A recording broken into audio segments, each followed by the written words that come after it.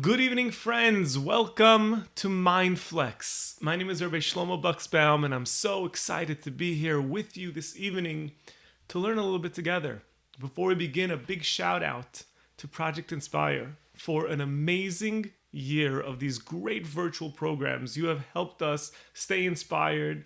You've helped us learn through this unusual year. So thank you so much, Project Inspire, and I'm so happy that I can be here tonight sharing with you these ideas. So, the title of this talk is The Four Elements of an Empowered Life. This is one of my favorite topics and a title that's very near and dear to me because it is the title of my new book, which is soon to be released within the next couple of weeks. I don't even have a copy to show you yet, but it's going to be soon in a bookstore near you. It's called The Four Elements of an Empowered Life. And the reason that I say that it's one of my favorite topics is because this is something that has been a core aspect of my teaching for the last several years. And I've seen this area of Torah, this area of Jewish mysticism, and this area of psychology and thought being one that has the power to move people, to give a system to people who are trying to grow. We're all trying to become the best version of ourselves, right? We all want to be amazing. We want to live this amazing life. We want to live a life of greatness, but we need a system. We need an understanding of how to approach our life and how to approach the world in a way that will jolt us forward in our desire to become that best version of ourselves. So while we know that the Torah has so many different lessons, and there's just an endless amount of incredible wisdom for us to incorporate into our life, it's nice to know that there is somewhat of a system that we can tap into that will take us step by step through that journey. And that's so much of what the four elements of an empowered life is all about. So let's begin by asking the question, what are these four elements? What am I talking about when I say the four elements? So you might be familiar with the fact that many ancient traditions, way before science, have always identified four elements that are kind of like the building blocks of all matter. So it's discussed many times in many different contexts as the four elements of fire. The second element is either wind or air. The third element is water, and the fourth element is the element of earth. And when we say that these are the building blocks of all matter, the way that you might hear it today, in more of a scientific, modern day way of saying it, is that everything exists in one of four states. Either a solid, which is like earth, or a liquid, which is like water, or a gas like wind or air, or just plasma energy, which is the element of fire. So this is not a science lesson, and you might be asking, okay, well, what does it have to do with me, and what does that have to do with my personal growth? Well, the answer to that is that there are certain patterns that we find throughout creation. When the Almighty, when God created the world, patterns repeat themselves. So therefore, what we see in the physical world exists inside of us on a very internal and a very deep level. So as an example, in many of the recent talks that I've given in the build-up for the release of the book, I've asked audiences without even introducing what the elements are. But I've asked that I'm going to ask you the same question. And the question is a very vague question. If you had to identify yourself with one of the elements, are you fire? Are you water? Are you wind? Or are you earth? Which one of these elements best describes you? You, right? The audience, you, whoever's watching. Which one? Take a moment to think about it. When you think about yourself, do you think, yes, I'm so fiery, I'm a fiery person, or, I'm kind of a watery person, I'm a very earthy person, I'm a wind person? How do you identify yourself? It's interesting that when you ask that to a crowd, and hopefully you're thinking about this as I'm speaking, when you ask it to a crowd, people will, even people that haven't thought about it before, will be like, yeah, you know what, I'm fire. I've got a lot of fire in me. Or no, I'm a very earth. And they'll explain why, right? They immediately identify themselves, intuitively identify themselves with one of these elements. It's very interesting because in a sense we see even the imagery when we think about these elements, even though we're speaking about something that's just there, it's in matter, but yet we can see, there's something about that element that's just me. It's just me. Because there are patterns. There are patterns in creation. And the brilliance of God's universe is that we can look outward. We could look at this world, as we've seen many times throughout Jewish literature. Our sages will say, develop this character trait, and they'll say, like this animal, be strong like a lion, or whatever it is. So all of this imagery is meant for us to realize that the human being is what's called in Jewish mysticism the Olam Katan. A small world, a microcosm of the world at large. Everything that exists out there exists inside of us.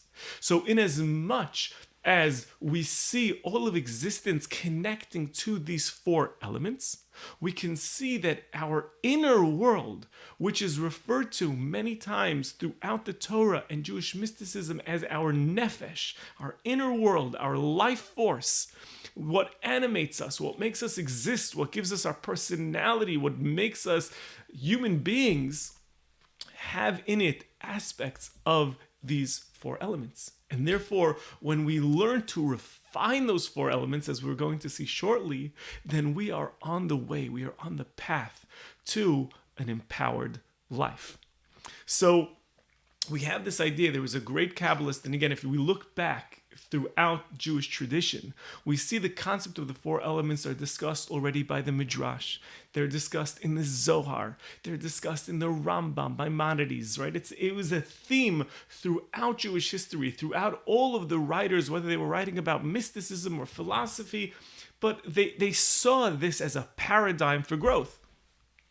But perhaps the author that is the most quoted in this area of the four elements, at least that I found, that I've seen, is the great Kabbalist from Tzfat known as Rabbi Chaim Vital. Because Rabbi Chaim Vital says a wonderful idea. He says that all of our character traits, what's referred to as midot, all of our attributes, can be connected to one of the four elements. And he says that within each element there is a struggle, and we're going to see shortly what that struggle is. But he says that each one of these elements produces its own set of attributes of midot, and it's our mission in this world to figure out how to bring out the positive qualities of each one of our four inner elements, and to filter out the negative expression, the negative attributes that come from these four elements. I hope that makes sense. Now, before we continue, I just want to point out, I just mentioned something, and I think it's so crucial to just stop for a moment and reflect on why this is so important. Why is it so important for us to understand these four elements, to understand the source of our character traits? Now, there is a very Jewish concept, which is now, it has become such a popular, such a widely accepted concept that's so important, but if we look back, it can actually be traced to Jewish roots. And that is the idea, you will find many people say, I want to know what my mission is in this lifetime. Have you ever heard anyone say that? Perhaps you've said this as well. Like, I want to know, what's my mission? What am I doing here? What's my unique purpose? And I mean, that is a phenomenal, if you ever think about it, that's a phenomenal idea for a human being. I don't know whether human beings always spoke like that, but to think about this idea that, wow, like every single human being has a mission, like, do we really believe that? Do we really, when we walk out in the street and we see, the billions of people that are walking the planet, every single person has a mission? It's a deep, profound idea. So it's incredible that, again, it's hard for me to say humanity as a whole, but it's certainly a very widely accepted idea. Now, there is a Jewish root to this. In fact, the most pronounced quote of this is the Arizal, another Kabbalist from Tzfat, the father of the Tzfat Kabbalists, the leader, if you will. And he said very clearly, he's quoted as saying that every single human being to walk the planet has a unique mission in this world that nobody before and nobody present and no one in the future can fulfill what the individual who's standing right here, right now, what you could accomplish, that is something that is so unique and specific to you. A powerful idea that, again, every 6-year-old kid, right, should be taught this, and obviously upward, because it's a powerful and important idea to process and to live with that. What's my mission? What's my mission? Every day when we get out of bed, we want to ask ourselves, what is my mission? But here's the challenge. Here's where it becomes difficult. People tend to look outside of themselves for their mission. They tend to think that it's something that's out there. Maybe it's my career. Maybe it's supposed to be some massive chesed project. Maybe it's some artistic creation that I'm supposed to create. We look outwards. Now, all of these things that I just mentioned might be part of one's mission in this world. But the approach of looking outward, I'm not happy in my job, it might not be my mission. I'm not doing enough kindness. That's not the starting point when we want to ask ourselves, what is our mission? The starting point of that is to look inward and to build up our own inner world, to ask ourselves, what will it take to get me to become the best version of myself, the person that I can be in potential, the best person that I can be? And in that journey of refining myself, in that journey of me becoming the diamond, the jewel of the human being that I believe that I can be, within that, my mission will eventually become clear as the journey goes on. In fact, it's really very hard, and I tell this to people all the time because people want to know, what's my mission? How do I find out my mission? You really never know 100% what your mission is. You only know what's the next big thing that's in front of you for you to work on. But that begins, the journey only begins by looking inwards and asking yourself, what do I need to become? Not what do I need to do to accomplish my mission, but who do I need to become to accomplish that mission? How do I need to show up to life? Because when I show up to life in that way, then my mission will unfold in front of me. And therefore, when we begin to understand our inner world, when we see how the inner world inside of us, our nefesh, our life force, is fragmented into these 4 elements with a struggle within each one, then we can say, oh, okay, now I got it. Now I got it. I need to refine my earth element. I need to refine my water element. I need to refine my wind. I need to refine my fire. Once I do that, then I'm now a magnet to what my mission is. It will become clear. A lot of working on those elements might involve me going out and doing, but it's not doing only for the sake of doing.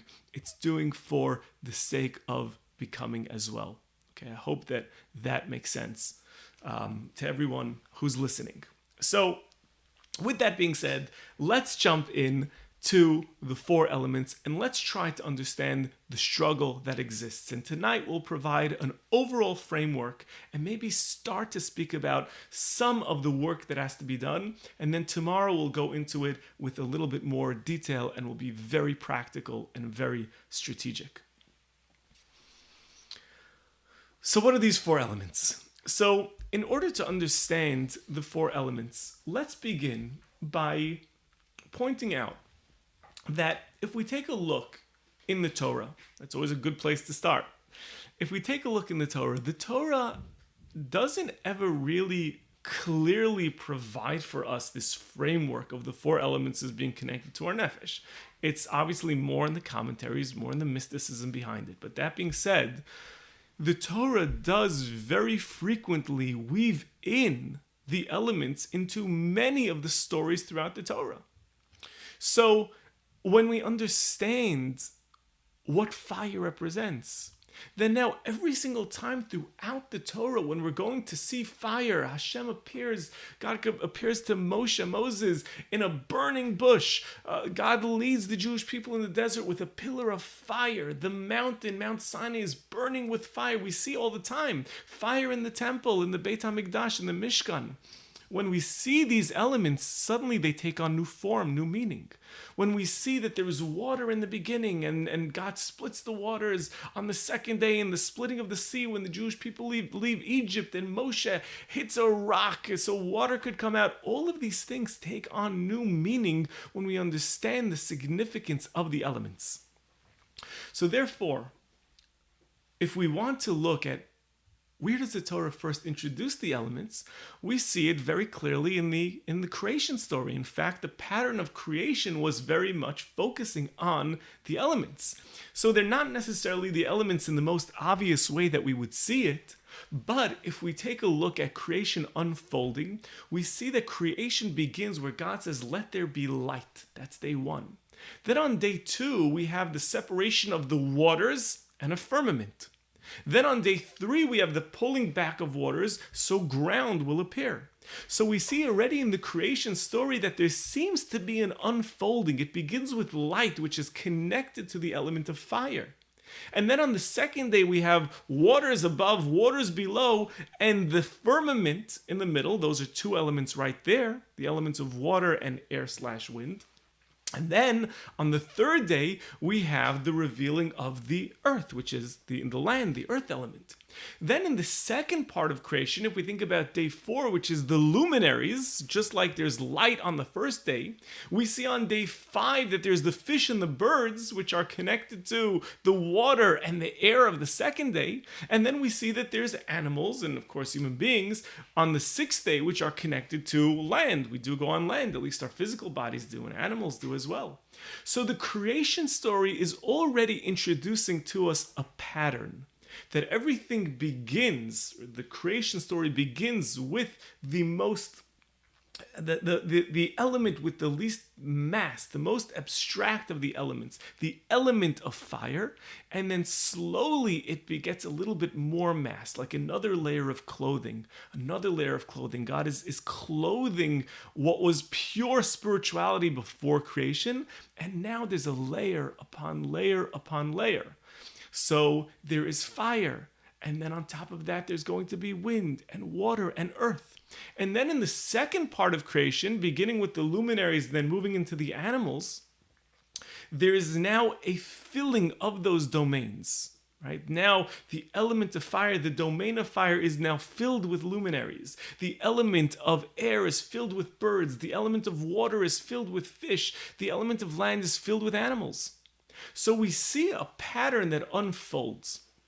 And then the last of all of creation is a human being. And as we see in the Torah, when God creates the human being, what does God say? Let na'aseh adam, let's make man. And the commentaries say that the let's make man, this idea of let's, who's God talking to? Let us, right? Who's God talking to? So the commentaries say that God was taking from every single spiritual realm, that man was a composite, bringing all of these things together, which for the sake of our conversation, and again, there's many Kabbalistic interpretations of what this means, but for the sake of our conversation, what that means was God was taking all of these elements and saying, okay, all of that is going to exist inside of you. And therefore, in many ways, the whole creation story becomes somewhat of a paradigm for us to understand ourselves. That we are also kind of this unfolding process, right, of going from something very spiritual. Remember, at our core, we're souls. Our souls were created before any aspect of creation. But slowly, God clothes that soul with these different aspects of our personality. With the fire element, with the wind element, with water, and with earth. And earth is going to have the most mass, and then water a little bit lighter, and wind a little bit lighter, and then fire. And this is going to relate to the different aspects of us as human beings, showing that we can be extremely physical, because we have an earth element, and therefore there is a part of us that's really just a physical body walking around, and sometimes we feel that way, sometimes we act that way. We'll talk about that shortly. But then we have levels to our personality. And again, if you're listening to this and you're a human being, and I imagine that you are, you've probably already sensed and you've become aware of the fact that we all have multiple personalities. right? We all, and again, that might sound like an unusual thing. I hope I didn't just shock you, right? Like, who is this guy telling me that I have multiple personality? But again, I would challenge you to think, right? Do you go through life feeling like you are 100% consistent? That the things that you feel, and the things that you know, and the things that you want, and the experiences that you have, don't you find that sometimes you discover these different parts of you? Sometimes what seems almost to be contradictory parts of you? I'm sure that you feel that way. I haven't met anyone that doesn't. So, that being said, we need to acknowledge the fact that we have all of these different inner worlds, all of these different inner realms that we are meant to discover. Sticking to this model of understanding that we have parts of us that have more mass, that are more earthy, and parts of us that are yearning to be more abstract, more spiritual. We can now break down the four elements almost like a ladder. And again, I don't have any visual here for you, and I encourage everyone when the book comes out, and I hope that you'll take a look at it. But we have charts mapped out, and if you imagine even just like a triangle, right? If you've ever seen like Maslow's hierarchy, that triangle. So if you imagine a similar triangle where it's wider at the bottom because it's more earthy and it has more mass, and as it goes up, it gets to a point, right? Just a little pintala at the top, a little point, because that's the most spiritual. And if you imagine that each section, each rung on this triangular ladder, as we move higher and higher, represents a different element. So we have at the very bottom the element of earth, which is our physical body. The physical body, the part of you that walks the planet. But there's also a part of your inner world, a part of your nefesh, whose job, right, if you will, is to tend to that physical body. It's the part of your nefesh that is concerned for your health, concerned for your well-being, concerned for your survival, concerned for your basic needs. And so much of our brain power and our emotional power is channeled towards this part of us, this maintenance of that physical body. And that's, part of being a human being. It's what pushes us to eat. It's what pushes us to be concerned about our survival, our security, our stability, etc. And that is the first element inside of us. That is the element of earth. And we're going to discuss shortly what the struggle is inside the element of earth. But first, let's identify what the realm is, what it does, and then a little bit later on, we'll see what the struggle is. So I hope that you're in tune with that, and that's the very, very basic part of that. Now, as you go through life, if you were just concerned about your survival, then you would be fine with probably whole wheat bread and drinking water and getting whatever you need for, protein, and you'd be fine with that. I don't think that the earth element inside of you would say, hey, I'm really in the mood of sushi tonight, right? Let's have some Chinese food.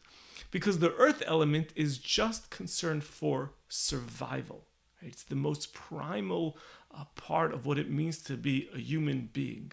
Stay alive, don't get killed, make it to the finish line. Right? That's the earth element. But then when we move up into the element of water, or the realm of water inside of us, then we're moving from the domain of the purely physical to the domain of emotions and of feeling. And something new happens in the realm of water that's inside of us. And that is, we say that, you know what? This trip is not just about making it to the finish line. It's not just working for survival. I'm meant to be here for pleasure. I'm meant to enjoy this life. And now we could already see where the struggle is going to happen over there, because the question is, how are you going to get that enjoyment? There are many, many different ways to get that enjoyment. Like we just said, there's Chinese food and there's sushi, or a pizza, or a steak, cholent, right? And many other physical pleasures. And that is certainly one way to enjoy this life. But we know that's not the ultimate enjoyment. And that's not really where our emotions want to invest themselves, even though it's certainly important and there is a place for it, as we'll see. But when we speak about really what we're craving for in terms of enjoyment is we want to feel connected. And it's also in the water realm that our emotions begin to surface. There's love, there's fear, there's hope. And then again, there's also those lusts and there's cravings. So if you think about water in general, the element of water, the way we see it outside in the world, we see rushing water, we see calm water, we see deadly waves, and we see refreshing water. And we know that inside of us, our emotions as well have those experiences. Sometimes we feel that our emotions are rushing. Sometimes they're pleasant. Sometimes they're not pleasant, right? Sometimes it's like, a really nice way. You imagine someone surfing. You watch some of these surfing things. Maybe you're a surfer out there. But there's like that surfing wave. So it's got a lot of energy, but it's pleasant. But then you see those frightening waves that crash again. Sometimes you see videos of like the ships that are out in the ocean, and the waves are frightening, and it's making moving the ship all over the place. So we have those very unpleasant, strong emotions. There's also calm water. So we could compare our emotional realm to the element of water, and that's going to have its own struggle as well, as we'll see. Let's now move up the ladder to the next element, the element of air and wind, mainly wind. So if we move above the physical and we move above the emotional and the pleasure element, we now move into the intellect, our thoughts, our ability to articulate, our ability to communicate. That's going to be the next element. Over here, we're not driven as much by the desire for pleasure, emotional connection, but more logic, sensibility. This is where we think about what we believe as being true or false, what's right and what's wrong. This is where we come up with ideas. This is where we become philosophers. This is where we become artists. This is where we develop even more of a sense of identity. And again, I think that as you see, as we're moving up the ladder, our identity is forming more and more. Because the element of earth, everyone's looking for survival. Emotions, different people experience emotions a different way. Thoughts, no two people think the same way. So when we get here into the realm of thoughts, we see once again this comparison to wind, because just like again, you've got sometimes no wind, sometimes calm, sometimes a cool breeze. Sometimes you have to hold on to your yarmulke or your shaitel or your baseball cap or your umbrella, right? Because the wind is so strong, it's blowing you away.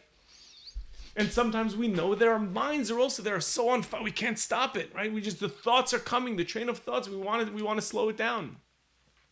So the element of wind, also wind, again, it's much more abstract, just like our thoughts. Sometimes it's hard to detect. Sometimes we really need to stop and think about what we're thinking about, because we have layers and layers and layers of thoughts that we're not always completely in tune with. So that's the next realm. And there's going to be a struggle within that wind element as well. And now we climb to the fourth rung on the ladder, and that is the element of fire. And when we speak about fire, we move again beyond the physical earth element, beyond the emotional water element, beyond the intellectual wind element, and now we move into fire, which is the element of willpower, the element of self-awareness. Fire, as we know, fire is the element that always rises and burns and destroys anything in its path. Fire is what pushes us forward in life and says, I want to be someone, I want to be something. Fire is our motivation. Fire is self-actualization. Fire is really what pushes us to say, this is who I am, and I will assert myself until you, world, recognize me. So therefore, somebody who's very not motivated, we say they lack fire. If we know someone who's extremely motivated, extremely passionate, so that person we say they're full of fire. And as we'll see with all, we can say this really about all of the elements, that we'll see that different human beings we all have all four elements, right, that we've seen. But there are dominant elements in some people, and in the time that we have together, in these two classes, I'm not sure that we'll have the ability to go through the full personality typing of the four elements. But again, I encourage you, if this is interesting to you, to check out the book, because over there we do have a whole chapter on how to understand your dominant element. But definitely we know we can identify someone, because we use this term very commonly to say, oh, that person's got a lot of fire, you know? So that's the element of fire is there. It's at the top of the pyramid. It is so important to point something out before we move on. And that is that the four elements are the four elements of what's called the nefesh, the life force, our inner world that makes up our personality. It does not contend, and it does not address the fact that there is also a fifth element. Because that fifth element, and maybe you were wondering this as I'm speaking, and the fifth element is, of course, our souls. Because we have a soul that is a spiritual part of us. We have a soul that is plugged in not to this physical world that we live in, not the world of emotions or intellect or fire. It's purely the spiritual part of us, the part where we become plugged into something that's even bigger than this world. And that's a fifth element. That's an invisible element. That is the soul. But an amazing thing about the soul is that the soul also has levels. The soul also has different levels. It's like a rung of a ladder, also with its own names. And again, there's so much over here. There's so much over here. And I encourage you, once again, check it out. And there's so much more to say.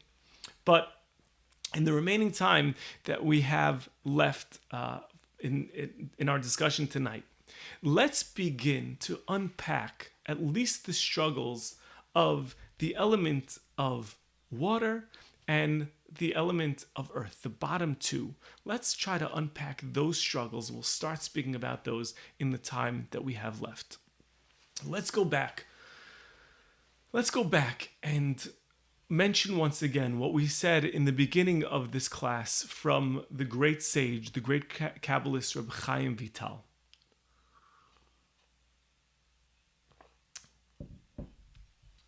Reb Chaim Vital identified that there are four core negative attributes that are each connected to one of the four elements. And I'll first tell you what those four are, and then we'll tie it to each element. The first one that he says is sluggish, someone who's feeling very sluggish, very down.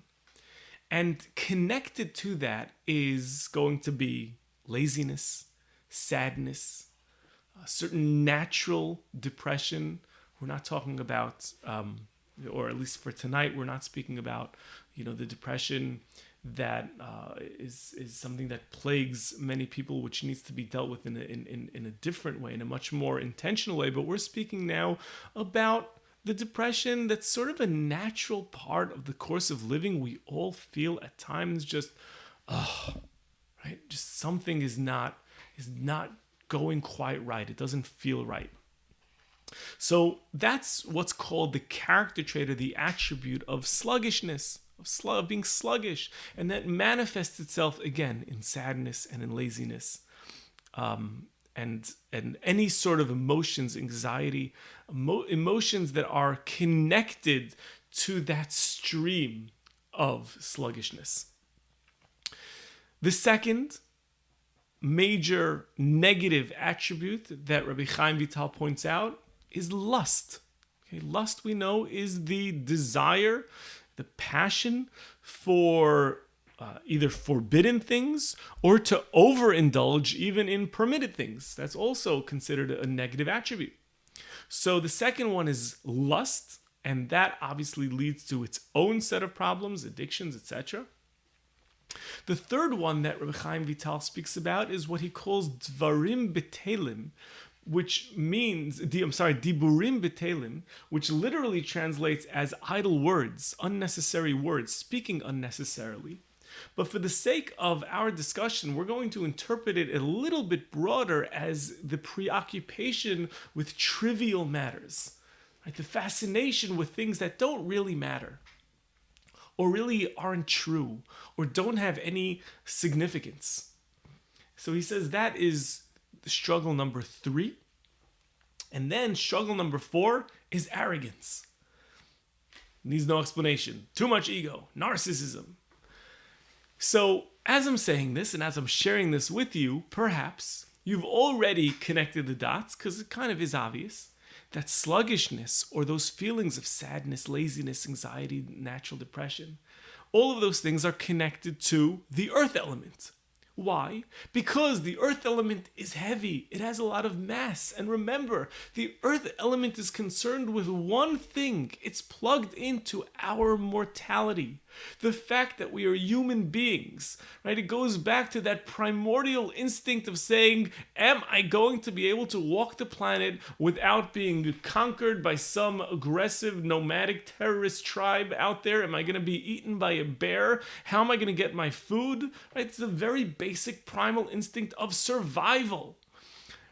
Purely on that level, and therefore when we're too tapped in with our consciousness, when we become too absorbed and concerned with that world, we lose focus on the meaning and the purpose of things, and it's just like, oh my gosh, how am I going to make it through this life? What's going to happen? The world is coming to an end. Everything is falling apart, right? COVID-19 is going to kill us all. What's happening? Everything, the world is meshuggah, all this negative thinking, because there's a part of us that's concerned about our mortality. Now, we need that part of us, because if we didn't have it, we would be reckless. We'd be jumping out of planes, right? We'd be leaving our jobs the second that something goes wrong.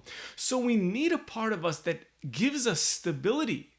But it's important to note that that stability is also the root, or at least it's rooted in the same element that makes us feel unmotivated, because part of us is like, where is this all leading to? What am I really living for?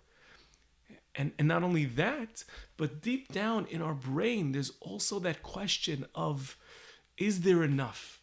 Does the world have enough? Because I see my neighbors doing well, and I see my neighbors doing well on that side. Are they taking away? Is there enough to go around? Is it going to be that certain people are going to take everything and I'm going to be left with nothing? We could become jealous as well from that. All of that is connected to the element of earth. Think about that, and I hope that that is clear and that makes sense. Lust, obviously, is connected to the element of water, rather, because water, again, is that element of wanting to go through life with pleasure. And we need to work out what that pleasure looks like. Because when we don't channel that pleasure in the proper way, then that pleasure is just like more food, more indulgence, more physical, feed the body. Oh, that feels good. I want more of that. But really, that's not the type of pleasure that really makes us feel good. We want pleasure that makes us better people. We want pleasure in relationships. Lust is not meant for selfish indulgence. Lust was actually meant as a way to help us connect with others, connect with other people, connect with other human beings. So therefore, the element of water can provide, in its negative application, it can provide these illicit desires, but it's also what pushes us, what channels us towards meaningful relationships, meaningful connections. The next one we said, Reb Chaim Vital said, is preoccupation with trivial matters. So that's going to be the struggle in the realm of the intellect and the wind element. Because over there we can have, our minds can be just all over the place. Oh, I'm into that, and I'm into this, and I'm into this, reading this book and watching this and being here and surfing this and yeah, let's chat and let's hock and let's schmooze and some more small talk and more small talk and more small talk. That is the struggle, the challenge of the wind element. Used positively, it can be very specific, very direct. Wind is the catalyst of all movement. Wind is the capacity for us to always be learning, to continue growing. And then finally, the last one, the element of fire. And that was the last struggle that Rabbi Chaim Vital said, and that is the struggle of arrogance, when we become too arrogant. And that comes from fire, the desire for us, because we want to be someone, we want to self-actualize, we want to be important, we want to matter. And in an authentic, positive way, that can lead us to all of our great accomplishments come from the element of fire. Yeah, I want to be somebody. But if we're not feeling it, then what we do is we try to create this counterfeit facade. Yo, check me out. Right? That's the element of fire that says, you know what? Maybe I don't really feel like I'm someone. Maybe I don't really feel like I matter. So maybe if I just tell you how much I matter, or if I just dress in a way that will convince you that I matter, or I act towards you in a way that puts you down, so then maybe I'll be able to, at least in a counterfeit way, feel like I matter. So that's that struggle. I hope, maybe I should have warned you before, maybe you should have a pen and paper with you to connect all these dots, because I don't have that diagram here to present it. But those are the four struggles and how they connect with those four elements. And we can see as we go through life that if a person can become a master of the earth element to the point that you're using it for stability, but you're not letting it slow you down. The water element, where you're not channeling it towards forbidden or indulgent pleasures, but you're channeling it towards meaningful relationships. Your wind element is always pushing you to learn more and to learn how to communicate and to connect. And your fire element is pushing you towards becoming the true great human being to accomplish the things that you know that you can in potential. If we can own those four elements, then we become unstoppable. And life becomes so beautiful, so clear, because we're maximizing every single inner desire that we have, the desire for security, the desire for connection, the desire for clarity and learning, and the desire for self-actualization. I want to end, at least opening up the discussion for tomorrow, for what we'll discuss in the next class.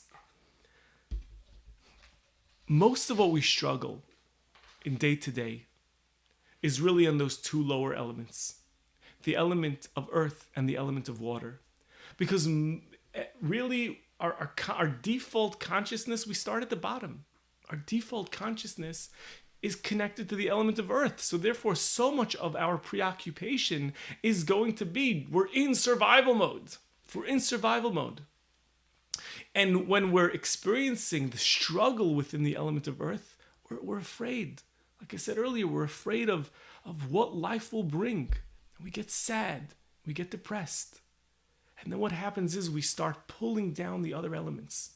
Suddenly now the water element, instead of being able to operate on its own, now the water element is also being pulled down. And now instead of being able to concentrate on our relationships, our meaningful connections, instead, our water element, we're like, okay, you know what? Maybe if I indulge in more pleasure, I can drown out these feelings of insecurity, these feelings of sadness. Let me eat. Let me go for this escape. Let me go for that escape. So now suddenly we start bringing the ship down. And now our pleasure, instead of becoming authentic pleasure, it's just meant to drown everything out. Many people, unfortunately, are going through life like that. They're so locked into the earth element. The water element is there to just wash out, to just drown out the pain. The wind element cannot properly think straight or get clarity because everything has become so absorbed and drowned out by our worries and our fears and our depressions. Fire element, we don't, it's not there. It's extinguished. It's extinguished. What this is called, psychology has given this a term called a scarcity mindset. And to counteract that, we need to build something called an abundance mindset. I like to call it, from using a Torah term, an emuna mindset. Emuna, for now loosely translated, means belief. But belief, an abundance mindset, a belief that the world has enough, the world has a place for me. if I just stay on course, if I just push myself forward and let life play itself out, don't worry, it's gonna be okay. Don't get caught up in this big narrative that everything is crashing down, that your life is crashing down. You have what it takes. You have the tools. The world has enough to provide for you. When a person lives with that abundance mindset, and the reason that I call it an emunah mindset is because let's bring God into this. Right? There is a God, there is an Almighty who has a plan. If you believe you have a mission, then you believe that there is a force that put you here with that mission. There is a plan, there is a master plan for you. So don't worry. Just be you. Just be authentic. Just go through life and figure out how to become the best version of you, and everything else will fall into place. We call that the abundance, the emunah mindset. And when we move forward with that, something amazing happens, and that is that everything in our life really does start falling into place. We become strong enough, because there is no person in this world that doesn't go through struggles. But struggles do not have to break you. When we live with the emunah, the abundance mindset, we have that emotional and mental fortitude to say that whatever life throws in my direction, I'm strong enough to handle it. And that fills us with a feeling of abundance and of joy. And now, with that, we turn our earth element into a vessel to maximize and to really experience the higher rungs on those ladders, on that ladder. Okay, so we're out of time for tonight. We will share a little bit more in our next class, going through each one of the elements and showing where in the Torah, because the Torah is full of this and there's many references throughout the Torah. So we're going to take a look at specifically one section in the Torah to develop the practical tools to help us in our perfection of the 4 elements. So I thank you for being with me for this session, and I hope to see you soon. Thank you so much.